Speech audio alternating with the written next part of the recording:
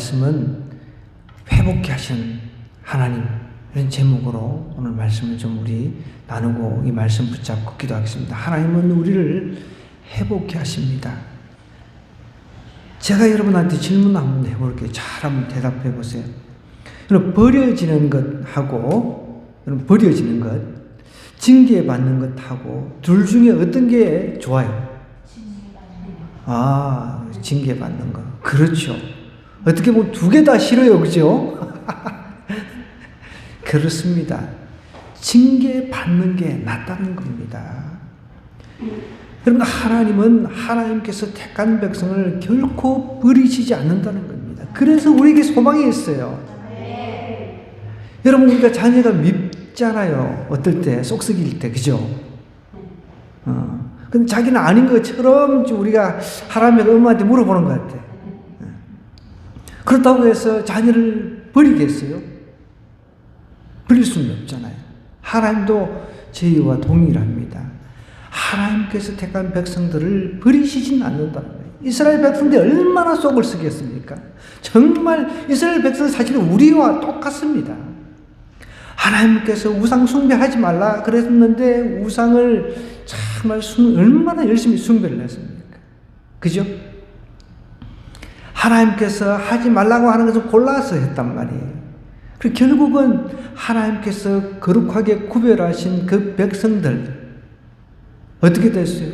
남쪽 유다, 북쪽 이스라엘로 갈라져 가지고 북쪽 먼저 멸망하고 남쪽은 조금 그래서 한 100년 이상 더 지속이 됐습니다. 그렇지만 남쪽도 결국은 멸망했습니다. 멸망을 해서 완전히 버려진 상태가 아니라 하나님은 멸망은 시켰지만 그 멸망을 통해 가지고 그 백성들, 자신의 백성들을 다시금 이제 회복시키셔 가지고 다시금 옛날 땅 이스라엘 땅으로 돌아오게끔 하셔서 다시금 하나님의 나라를 이루어가게 하신다는 거예요. 그게 중요하다. 문제는 그것을 내가 하나님께서 나에게 주신 그 징계로 아는 사람은 그나마 괜찮아요. 모르면은 이거는 뭐 답이 없는 거죠. 모르면 그 징계가 오래 가는 겁니다. 그런데 내가 이게 하나님께서 나에게 주신 징계구나라는 것을 내가 깨닫고 난 순간부터는 그 징계가 여러분 빨리 끝난다는 거예요. 보세요. 오늘 우리가 읽은 이 말씀은 우리 지난주에 이어가지고 지난주의 말씀은 하나님께서 회개하고 돌아오라고 이야기했습니다. 회개라고 하는 것 여러분 그냥 단순히 내가 미안해 이런 수준이 아니라 그랬어요. 그래서 최근에 제가 신문을 보니까 두 사람을 이제 비교를 해서 이제 사과한 그 기사를 이제 썼는데 한 사람은 안산 그 활 쏘는 이제 자매예요. 그 활로 그 올림픽에서 아마 금메달 땄을 거예요, 그죠? 네, 그래서 유명한 그런 활 선수입니다. 그다음에 이제 우리가 잘 아는 이강인 축구 선수.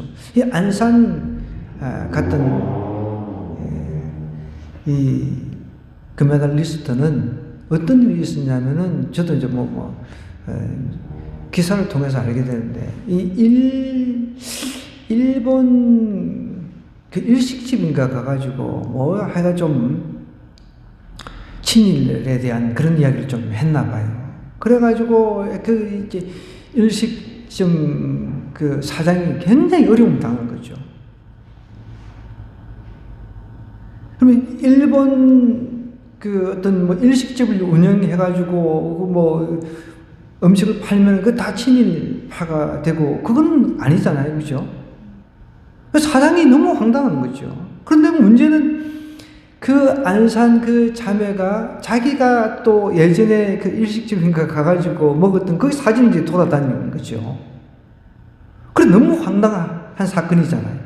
그것 때문에 장사가 그냥 막 망할 지경이 생겨버리면 이거는 큰 문제가 되는 거죠. 그래서 이제 그런 자기의 그 이중적인 그런 모습이 이제 드러나니까 이제 미안하다는 그것을 SNS로 그러니까 이제 자기 이제 소셜 미디어로 이렇게 이제 미안하다 이렇게 이제 이야기를 한 거죠. 그럼 그게 미안하다고 그런 식으로 하면 됩니까? 당사자는 그런 것을 받아들이지 않습니다. 피해를 입은 사람은. 그 사장님은 지금 뭐 완전 타격을 엄청나게 받았는데, 그죠? 직접 찾아가가지고, 아이고, 정말 사장님 제가 죄송합니다. 철이 없어서 그랬습니다. 이렇게 사과를 했어야 옳은 것인데, 그렇게 하지는 않았단 말이에요. 그 사장님도, 그 이제 식당 사장님도, 피해를 입은 사장님도, 뭐, 어쨌든 공개적으로 SNS를 통해서 했다 할지라도 자기는 용서를 못한다. 라고 이제 이야기가 된 것 같아요. 그 한 케이스가 있습니다. 그 이강인, 참, 우리도 막 저런 뭐, 어떻게 보면 막 싸가지 어쩌고저쩌고 막 욕하고 막 그랬잖아요. 벌어듣고 어쩌고저쩌고. 저도 뭐 굉장히 팬이었는데, 축구를 잘하니까. 근데, 저는 너무 좀 그러네. 뭐, 저도 그랬거든요. 그런데,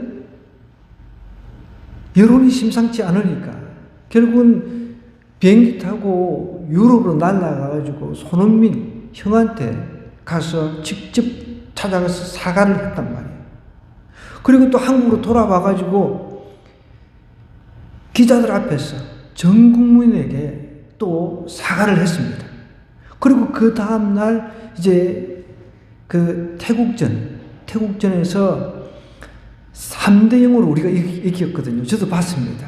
근데 활약을 잘했어요. 아유, 그래도 뭐 박수치고 막 잘한다 막 너무너무 잘했거든요. 그리고 골이 이제 들어갔는데 잘 패스를 해주고 연기를 해줘가지고 손흥민이가 골을 넣고 거기 달려가가지고 흥민이 형한테 안기는 모습이 참 감동적이었어요. 저도. 만약에 서로 끌어오면은 그게 어떻게 안겨? 그렇잖아요. 다 끝났다는 것이죠.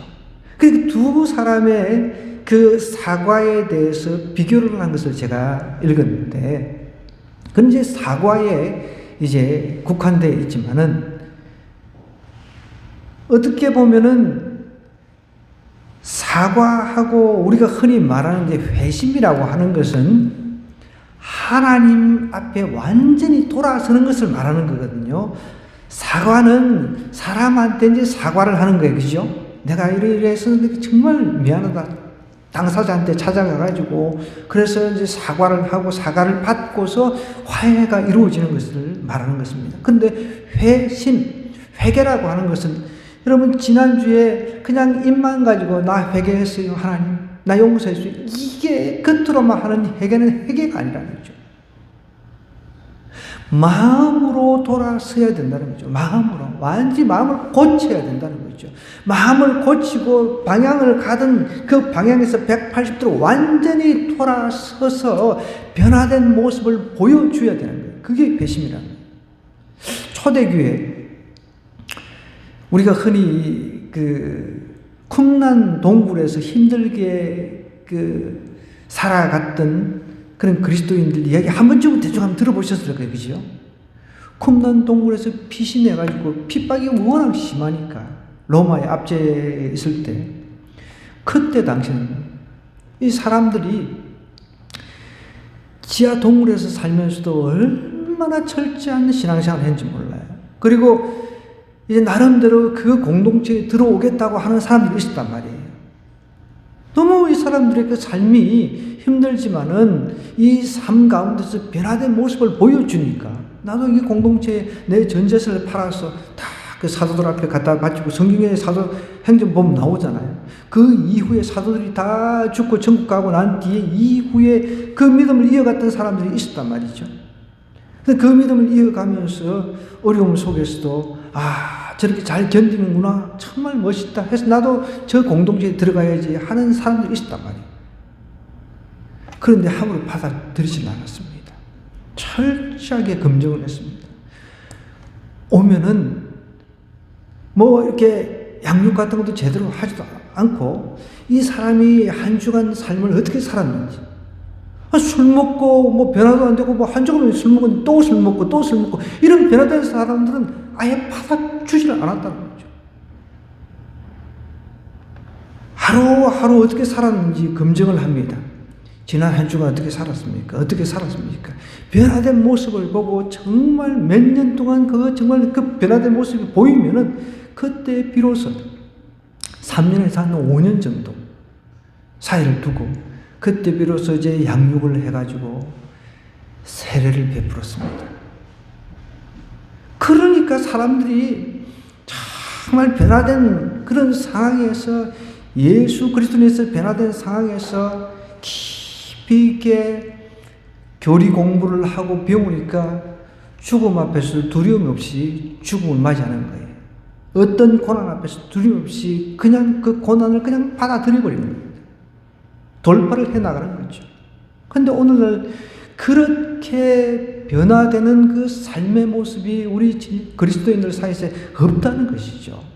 회심의 사건들을 찾아보기 힘들다는 거죠. 그래서 회심을 통해서 교회가 부흥하고 성장이 되어야 되는데 그런 회심의 사건들이 별로 찾아보기가 어렵다는 거죠. 그래서 지난주에도 마음을 찢으라는 거예요. 이게 회심을 말하는 겁니다. 마음을 찢는 것은 회심 사건이에요. 마음을 찢고 하나님 앞에 돌이키는 이런 사건이 일어나야 된다는 거죠. 그런 사건이 일어나면은 사람이 술 끊고 담배 끊고 마약 끊고 더러운 도박 끊고 음란죄 이런 거 다 끊어버리는 거죠. 하나님께 내 자신을 비춰봐가지고 이것이 죄다라고 생각하는 그런 부분이 있으면 그 죄를 끊어버리는 거죠. 끊어버리고 돌이키고 마음을 갖다가 거기 빼앗겼던 그 마음을 갖다가 완전히 돌이켜서 하나님께로 돌아가는 거예요. 하나님 내가 정말 죄를 졌고 하나님 앞에 죄를 지은 것을 통회하고 자복하고 마음을 찢을 때 그것이 이제 하나님께서 딱 보실 때 정말 얘는 돌아섰구나. 그럴 때 하나님께서 은혜를 부어주시는 거예요.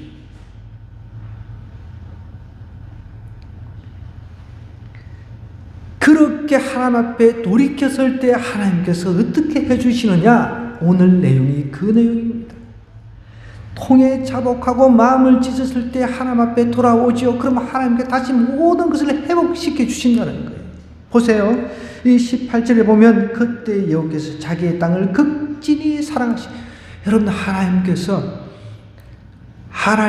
택한 백성들로 하여금 살게 한 그 땅이 있습니다. 그래서 우리는 홀리랜드라고 그러죠. 사실 홀리랜드는 여러분 우리가 사는 정말 믿는 사람이 사는 곳마다 이제 홀리랜드인 거죠. 실질적으로 이스라엘은 지금 홀리랜드라고 할 수가 있습니까? 지금 전쟁이 나가지고 지금 난리입니다. 난리도 아니에요. 저도 버킷리스트로 내가 죽기 전에 한번 꼭 가고 싶은 곳, 저 이스라엘 땅 한 번도 못 가봤으니까 나중에 우리가 다 한 번쯤은 다 제가 데리고 가고 싶습니다. 그곳에서 정말 변화받아 나는 그곳에서 예수님께서 세례받았던 그런 요단강에서 세례를 다시 받고 싶다. 나는 그러면 거기서 세례를 난 주고 싶은 그런 마음도 있습니다. 예수님께서 세례 받으셨던 곳, 예수님께서 십자가를 지셨던 곳, 이런 것들을 다 한번 탐방을 해보고 싶은 거예요. 그럼 지금 우리가 홀리랜드라고 하는 거룩한 땅이라고 하는 곳이 전쟁이 나면 이게 거룩하고는 거리가 멀어요. 중요한 것은 내가 예수 그리스도를 정확하게 알고 그분한테 마음을 완전히 돌이킨 사람, 회심한 사람을 말하는 거죠. 그 회심한 사람이 다니는 곳곳마다 거룩한 땅이 되는 거예요. 보세요. 여호와께서 자기의 땅을 극진히 사랑하신다 그랬습니다. 하나님은 저 전쟁터인 저 이스라엘 땅도 사랑하십니다. 우크라이나라고 하는 저 나라 러시아하고 지금 전쟁이 계속 2년 이상 이어지고 있잖아요. 저 땅도 사랑하십니다. 하나님은 모든 나라 모든 땅을 다 사랑하신다는 거예요. 왜? 하나님께서 만드셨습니까? 하나님이 안 만들고 누가 만들었나요? God made the world. 그죠? 하나님께서 이 모든 세상을 만드셨단 말이에요. 하나님께서 만드셨기 때문에 당연히 하나님은 우리 인간의 죄 때문에 온 천지 만물이 통곡하고 애통해하는 것 그것을 아파하신다는 거예요. 그런데 우리가 마음으로 회개하면 하나님께서 오히려 전체 그리고 모든 만물들을 회복시켜 주신다는 거예요. 우리는 지금 이제 우리가 그런 역할을 하는 한 사람 한 사람이라는 사실을 기억해야 돼요. 여러분 각자의 삶 속에서 내가 그런 역할을 해내야 된다는 거예요.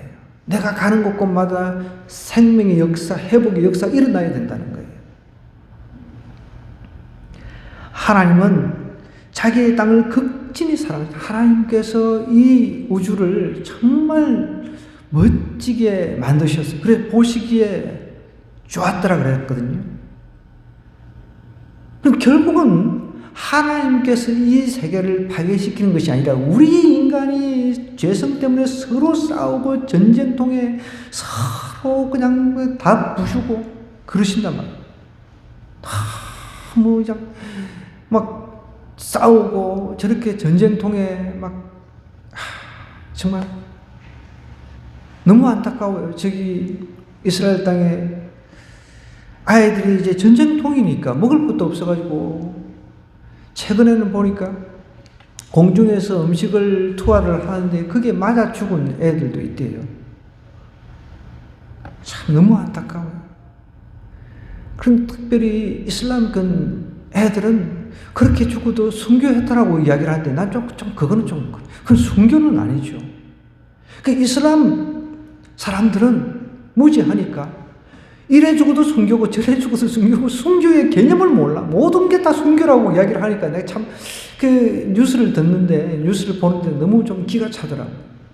순교라고 하는 것은 하나님을 위해서 살다가 핍박을 받아가지고 죽는 그게 순교입니다. 전혀 상관없이 냅다 다 순교야.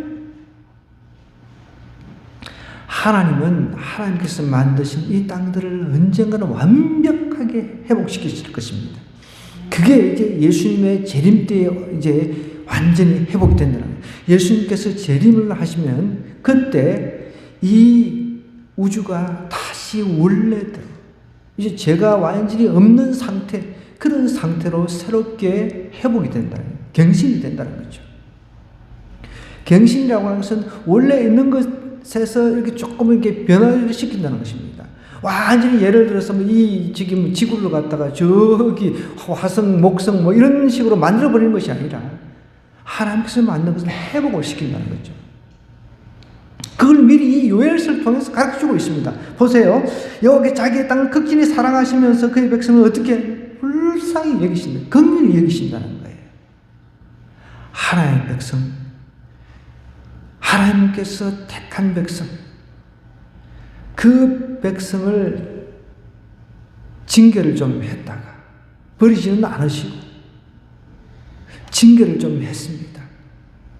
징계를 하니까 하나님께서 징계하는 사람 마음이 아프잖아요. 우리 부모가 자녀를 막 징계하고 어떨 때는 막 두둑 해보기도 하고 요즘은 또 패지도 못해요.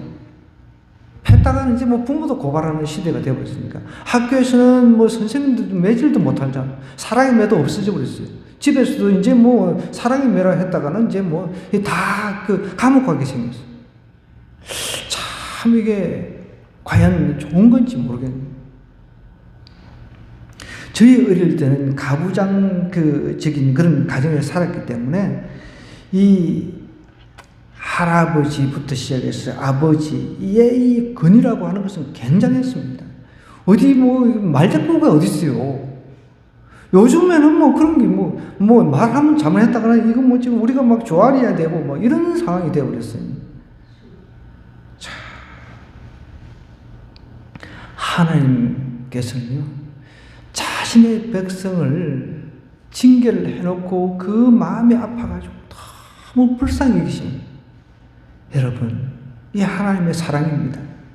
불쌍히 여기실 것이라 여호와께서 그들에게 응답하여 이르시되 내가 너에게 곡식과 새 포도주 기름을 주리니 너희가 이로 말미암아 흡족하리라. 내가 다시는 너희가 나라들 가운데서 욕을 당하지 않게 하리라. 메뚜기 떼가 그냥 씨앗까지 다 그냥 파먹어버렸잖아요. 먹을 게 없으니까 어떻게 해요?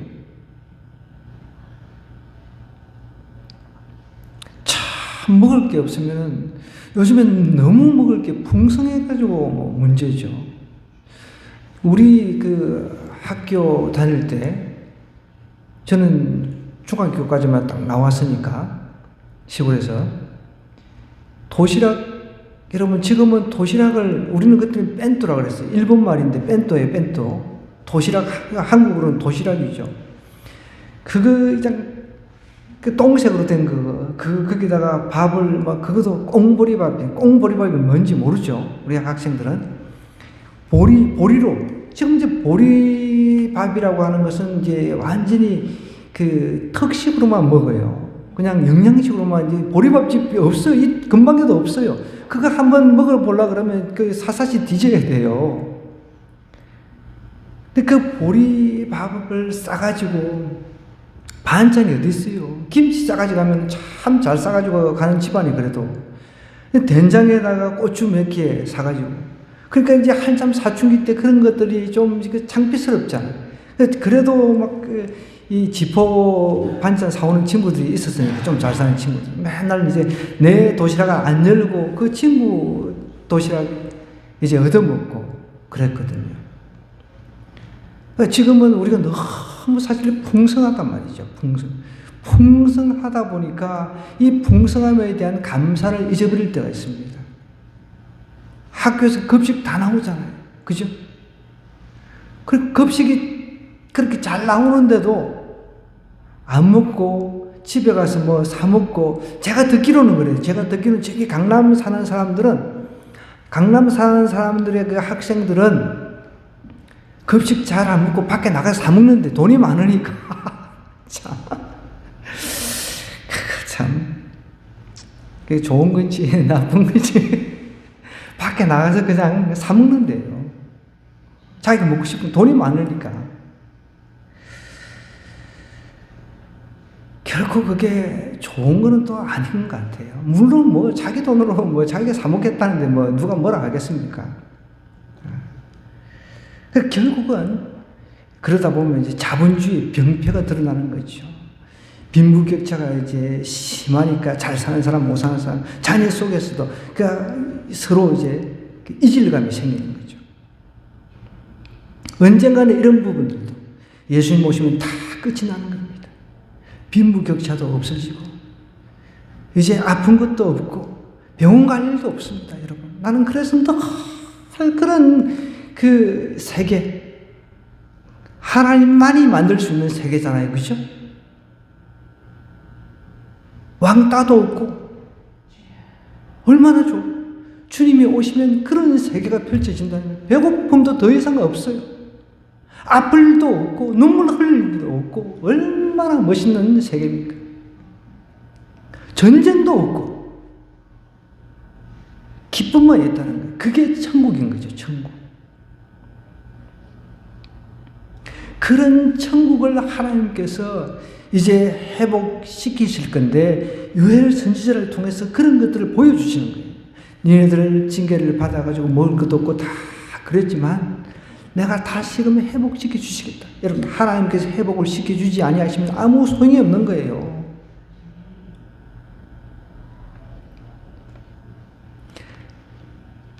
다른 나라들 가운데 욕도 당하지 않게 할 것이다 하면서 여러분 이제 우리가 완전한 천국 예수 그리스도께서 재림하신 예수 그리스도께서 다시 오실 때 완전한 천국이 이제 우리에게 펼쳐질 것입니다. 그러면 이제 누가 침범하고 이제 그런 게 없는 겁니다.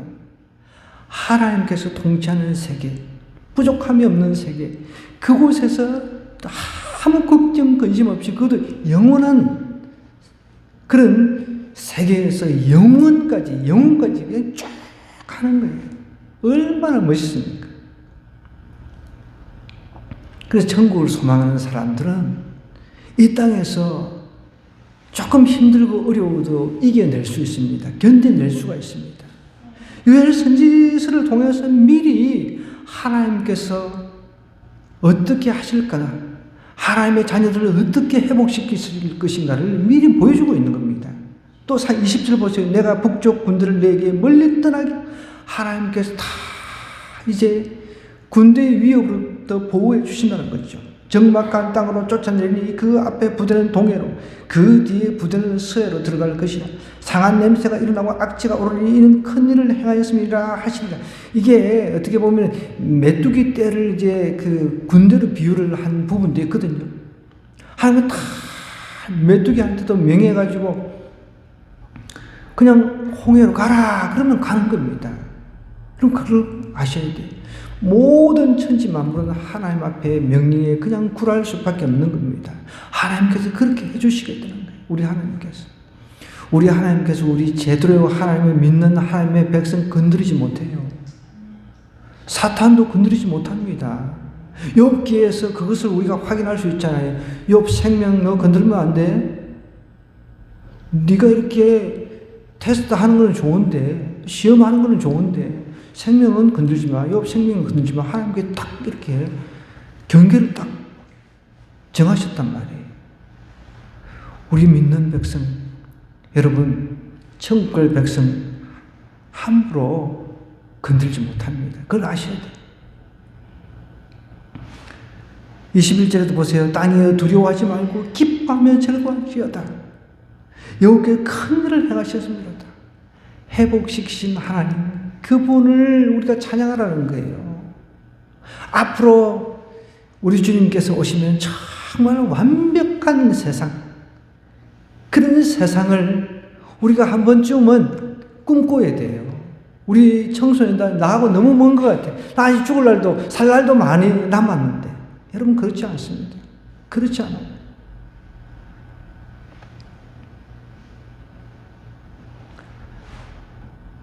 나이가 많고 적고에 떠나가지고 언제 우리가 죽을지 모르는 거예요. 언제. 그렇기 때문에 내가 오늘 죽어서 영원한 천국에 갈 수 있는가를 항상 생각하면서 내가 아직까지 회심을 통해서 구원받지 못했다라고 한다면 고민해봐야 돼요. 내가 오늘 죽어서 내 영혼은 어디로 갈 것인가? 고민을 해봐야 된다는 거예요.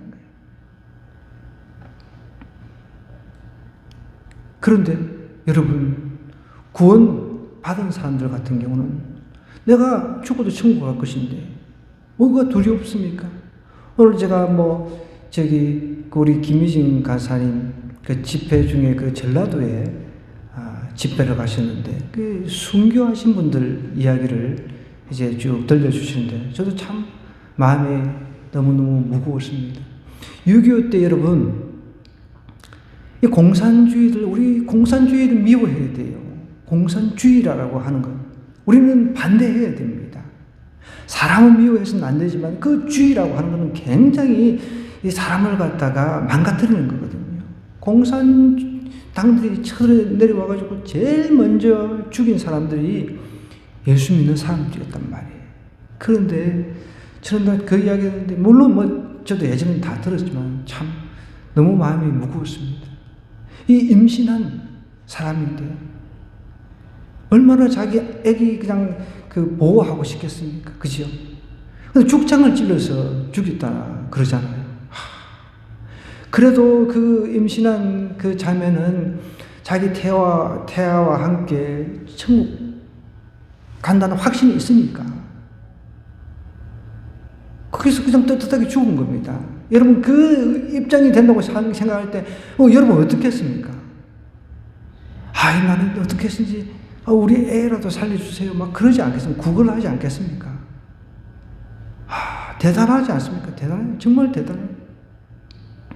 또 어떤 분은 자기 아들을 어떻게 해서 이제 숨겼는데 아들을 살리려고, 그런데 이제 아들을 숨겨가지고 피신해 있었어요. 다른 집에.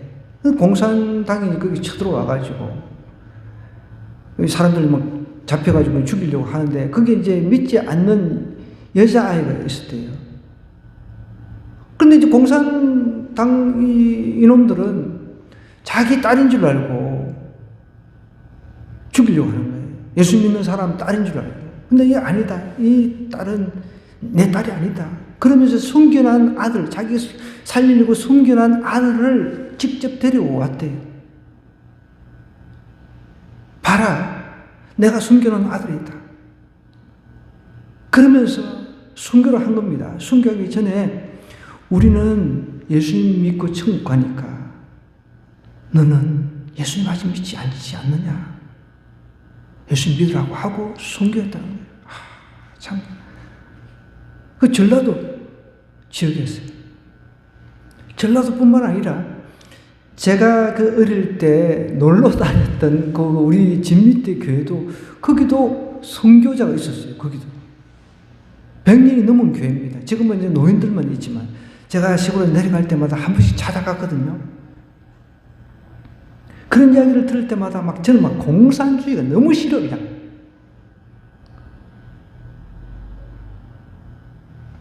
나 같았으면 거기서 죽기 살거든. 이래 죽어도 죽고 저래도 죽고 나 한번 같이 붙어서 총 들고 했을 때는 아니 죽창으로 찔러서 그 임신부를 갖다가 죽창으로 찔러서 죽였답니다. 그래도 그 사람들은 믿음이 확고하니까 내가 죽어서 천국 간다는 확실한 소망이 있으니까 그렇게 순교는 그게 순교입니다. 그게. 그럼 그런 것을 순교라고 하는 거예요. 이슬람권에서 먹을 공중에서 투하되는데 그거 쫓아가다가 그게 맞아주고 그건 순교가 아니에요.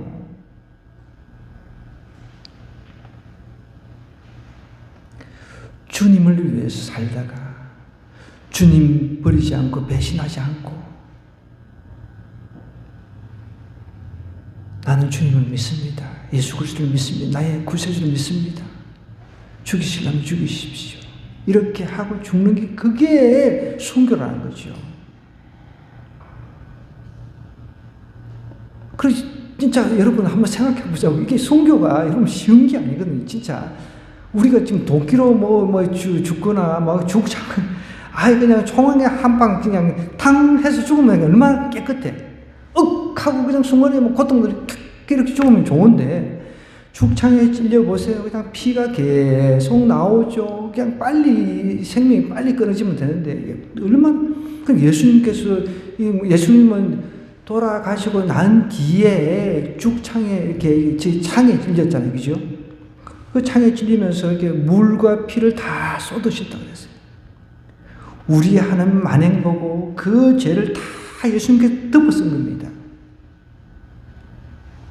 예수님께서 그것을 다 덮으신 거예요. 우리 하는 짓거리 어떤 주의에 빠져가지고 제가 킬링필드 캄보디아 갔을 때 너무 비참했어요. 거기는 이제 배어로 된 초등학교, 중학교 이런 학교 있잖아요. 그 학교에 학살을 한 그 장면 그대로 해골 있잖아요. 해골을 전시를 해놨어요. 애기들을 갖다가 패대기체가 나무가 있는데 거기서 그냥 이렇게 패대기를 쳐서 죽인 거예요. 그 또 애기가 있으면 집에 던져가지고 그 놀이하듯이 이렇게 쏴서 죽이는 그런 장면도 제가 봤고요. 인간이 이렇게 악랄하고 이렇게 인간이 정말 저주스러운 짓을 했단 말이에요. 이게 다 죄악 때문이거든요. 죄악. 그런데 그런 죄악을 저지르는 사람들도 하나님 앞에 회심하고 돌아온다고 하면 하나님은 용서를 해주시는 겁니다. 회복을 시켜주신다는 거예요. 그런 분이 하나님이에요.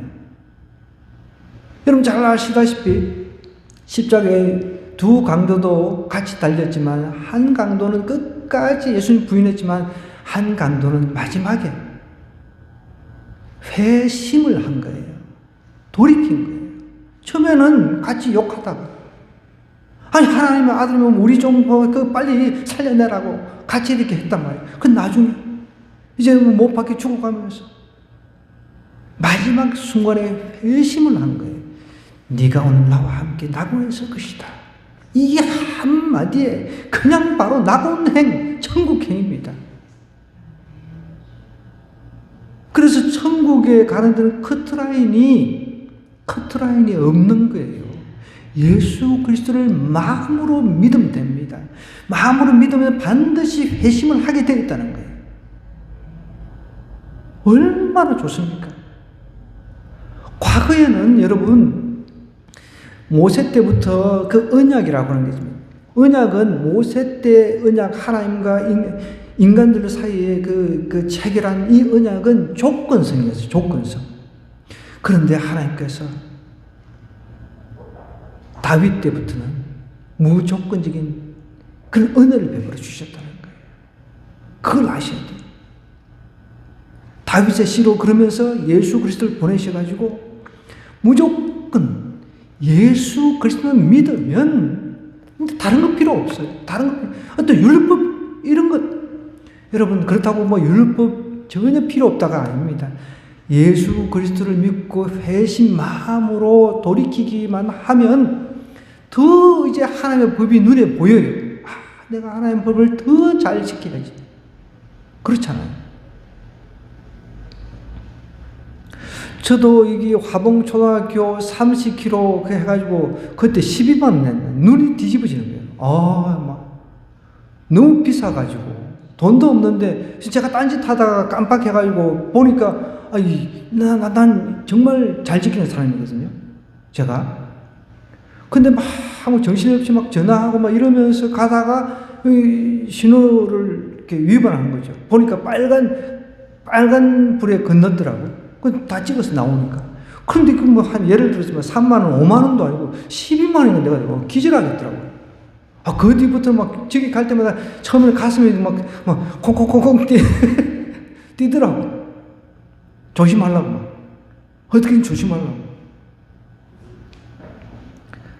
우리가 하나님 앞에 돌이키고 회심하면 여러분 정말 더 하나님의 뜻대로 살라고 애를 쓴다는 거죠. 보세요. 하나님은 이렇게 다 회복을 시켜주시려고 하시는 분입니다. 땅이여 두려워하지 말고 땅도 여러분 우리 인간이 타락했을 때 땅도 같이 저주를 받았습니다. 동물도 저주를 받았어요. 어떤 목사님은 동물은 죄가 없다고 여러분 그렇지 않습니다.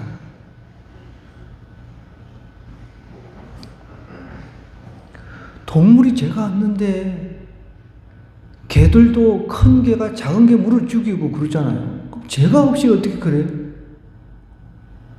그거는 그렇게 되려면 완전히 천국이 도래해가지고 사다굴에 손을 넣고 그죠? 독사굴에 손을 넣고 어린아이 그런 수준에 되려면 천국이 와야 되는 거고 지금은 우리가 타락한 세상에 살기 때문에 동물이 동물을 잡아 막 먹고 그러잖아요. 저도 동물의 그 왕국이라든지 이런 걸 참 좋아해서 보는데 참 잔인해.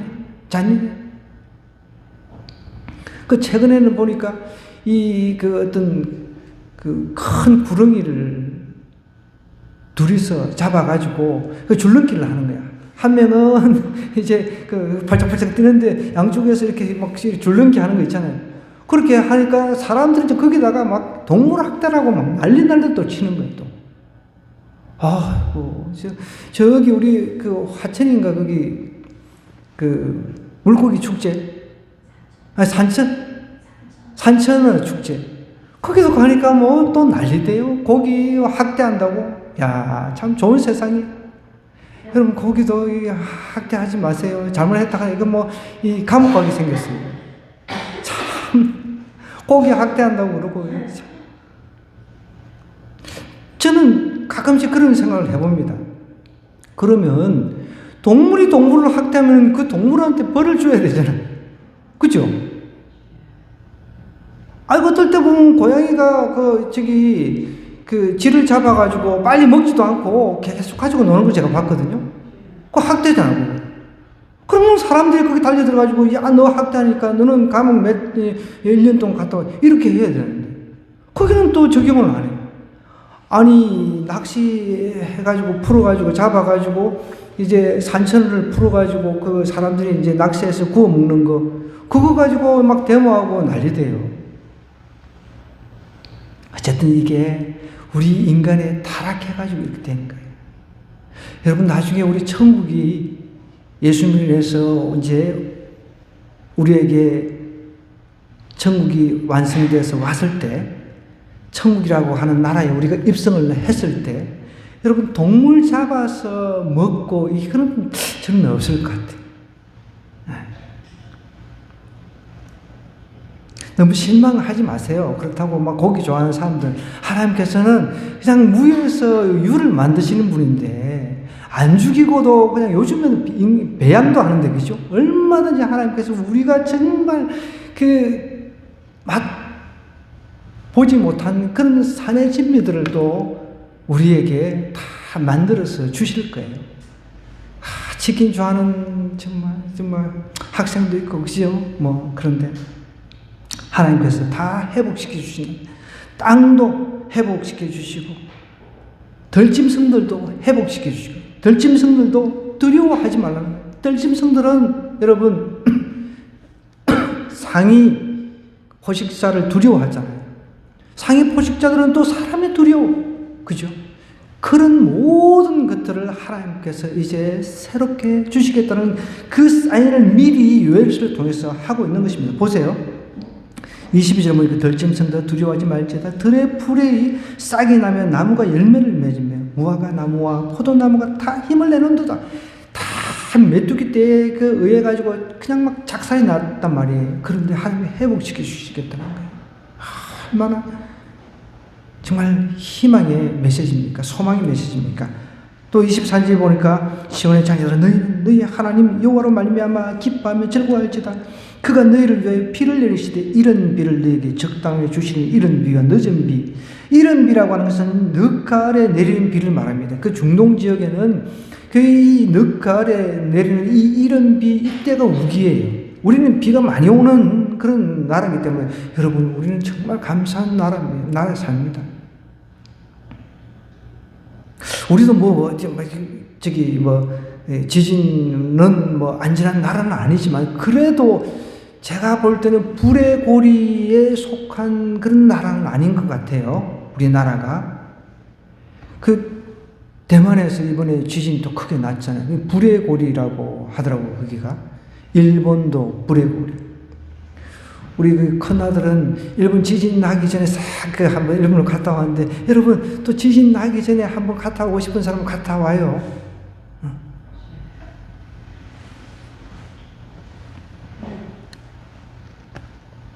이런 비라고 하는 것은 늦가을에 내리는 비를 말하는 건, 늦은 비는 봄에 내리는 비라는 겁니다. 늦가을에 파종을 하는 경우 있잖아요. 봄에 수확하는 경우도 있고. 그 비가 있어야 이 수확이 되잖아요. 그죠? 농작물을 재배할 수 있으니까. 여러분, 아무리 그래도 하나님께서 비를 안 주시면요, 모든 동식물도 다 그냥 죽습니다. 사람도 마찬가지입니다. 여러분, 한 3년만 비가 안 내려보세요. 정말 힘듭니다. 여러분들은 잘 모르면, 저 어릴 때, 가뭄에 땅이 쩍쩍 갈라지는 그거 많이 봤거든요. 가뭄에 땅이 그냥 논밭이 쩍쩍 갈라져가지고, 지진 난 것처럼. 제가 그거 많이 봤습니다. 그러면 못이 있어요. 연못 같은 거 있잖아요. 연못은 조그만 거고, 그냥 못. 농사철에 이제 우기 때 비를 모았다가 이제 이런 흉년이 들고 이러면은 물을 갖다가 이제 내보내가지고 이제 농작물을 살리는 그런 역할을 하는데, 그거까지 다 말라가지고 못이 안에 그냥 바닥을 드러내는 거 제가 그것도 봤어요, 어릴 때. 흉년이라고 하는 건 하나님 비를 그냥 닫아버리면 얼마나 고통스러운지 몰라요. 지금 과학이 발달해가지고 인공강우를 만드니 어쩌니 위에 올라가가지고 인공강우를 뿌리고, 그거 한들 그게 무슨 효과가 있습니까? 여러분, 과학이 아무리 발달해보세요. 하나님께서 한 3년만 비를 안 내려버리면 다 죽는 겁니다. 아우성입니다. 한 10년 동안 비를 안 내린다 해보세요. 물값이 아마 세계에서 가장 비쌀걸요. 물전쟁이 일어나겠죠. 물을 어디서 구하겠습니까? 10년 동안 비를 안 내린다고 우리가 물론 그런 가정 자체를 하지 말아야 되는데 10년 동안 비가 안 와. 그러면 이 강 다 말라버리죠. 그럼 바닷물을 갖다가 정류를 해가지고 아마 먹어야 될걸요? 여러분, 우리 하나님 앞에 감사해야 돼요. 때가 되면 비를 주시잖아요. 햇빛을 주셔가지고 우리가 정말 먹고 살 수 있는 환경들을 하나님께서 다 만들어 주시죠. 그런 것들을 하나님께서 예전처럼 회복시켜 주시겠다는 거예요. 마당에는 밀이 가득하고 밀이 있어야 빵도 만들어 먹고, 우리 어릴 때는 제가 기억합니다. 밀 재배를 많이 했어요. 수수. 통일벼가 나오기 전에, 이제 계량 품종이 이제 통일벼가 나오기 전에는 주로 밀, 보리 이런 게 주식이었어요.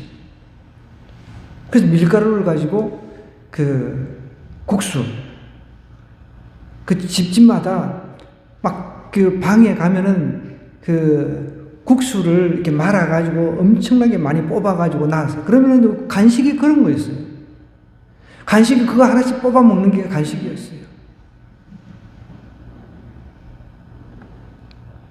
근데 밀, 이때 당시 밀, 주식이었으니까 밀이 가득하고 독에는 새 포도주와 기름이 넘칠 것도, 하나님께서 농작물을 살리시니까 다시금 우리가 그것을 통해서 우리의 생명이 회복되는 겁니다. 하나님께서 그렇게 회복시켜 주시겠다는 거예요. 하나님께서 하늘을 닫아버립니다. 여러분, 끔찍합니다. 3년만 비가 안 와도. 태풍, 여러분, 제가 태풍도 다 경험을 해봤는데, 나락 있죠, 나락, 벼라고 하는 게 다 쓰러져가지고요, 그거를 다시 세우러 가고 막 그랬습니다. 여러분들 경험을 안 해보셨잖아요. 전 어릴 때, 그래서 제가 막, 머리가, 정말, 이제 어느 정도, 중학교 때까지 제가 시골에서 살았기 때문에, 나한테 돈을 수억을 준다 하더라, 나 농사는 안 짓겠다 그랬어요. 하나님께서 자연 환경을 다스리는 그분의 은총을 베풀지 아니하시면 농사 짓는 사람이 너무 힘든 거예요. 여러분, 농사 짓는 사람도 힘들 뿐만 아니라 우리도 농사 짓는 것을 우리가 사서 먹잖아요. 보세요, 사과값이 막 비싸가지고 요즘 사과 먹기가 힘들다고 그러잖아요. 그래서 진짜 뭐 사과 이 껍데기까지. 근데 지금은 뭐 껍데기도 막 아껴서 먹으려고 그런 동영상에 돈다는데, 우리는 어릴 때 실질적으로 껍질 그것도 안 남기고 먹었어요. 껍질.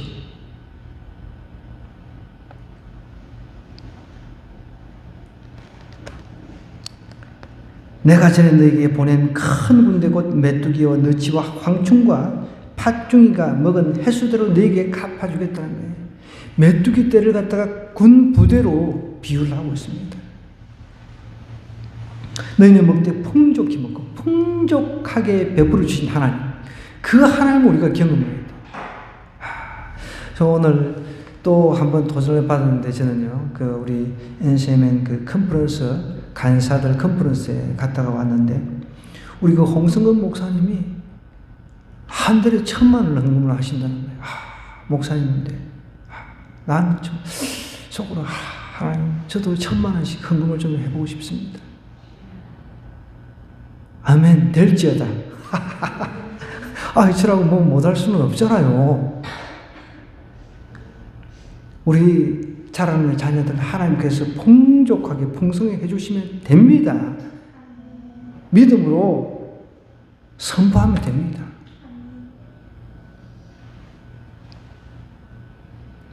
풍성하게 먹고 넘치도록 해주신다는 거죠.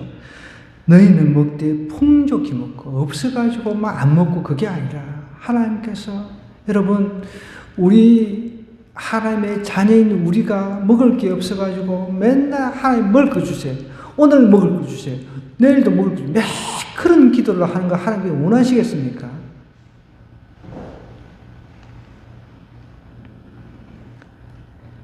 저도 제 소원이, 하나님 정말 받는 자가 아니라 주는 자가 되기를 원합니다. 늘 기도하고 있습니다.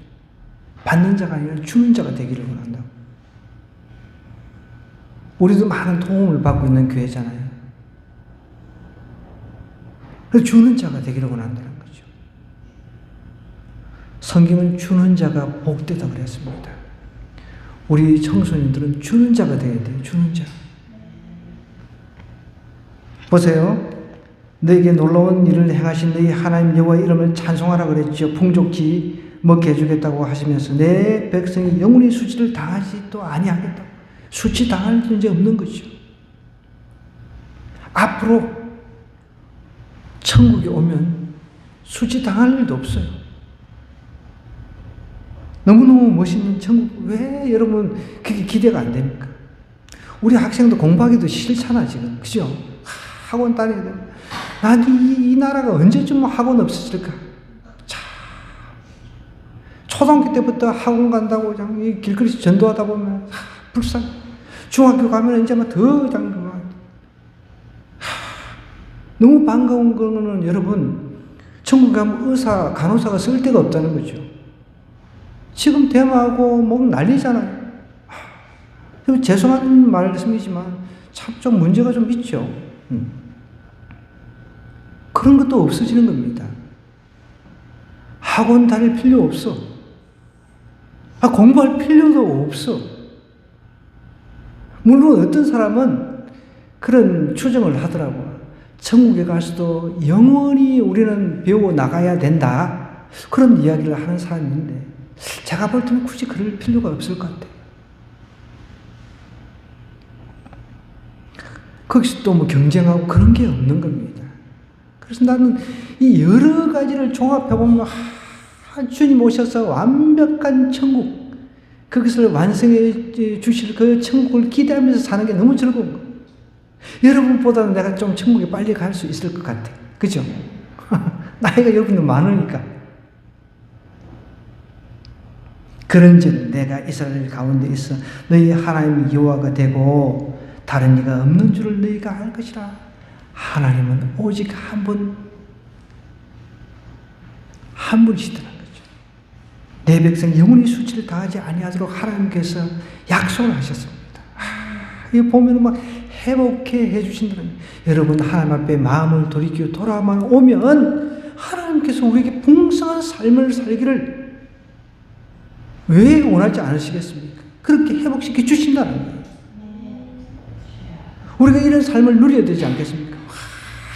여러분들 다 잘 돼가지고 진짜 뭐 여러분 앞으로 막 정말 막 한 달에 1,000만 원씩 우리 주위부터 은찬이, 영찬이, 하람이 막 자라는 우리 청소년들이 한 달에 1,000만 원씩 헌금을 한다 그러면 그거 가지고 막 돈 쓸 일이 막 너무 많아가지고 막 너무 기뻐가지고 다니면서 여기 나눠주고 저기 막 우리 그 종코니 목사님, 그죠?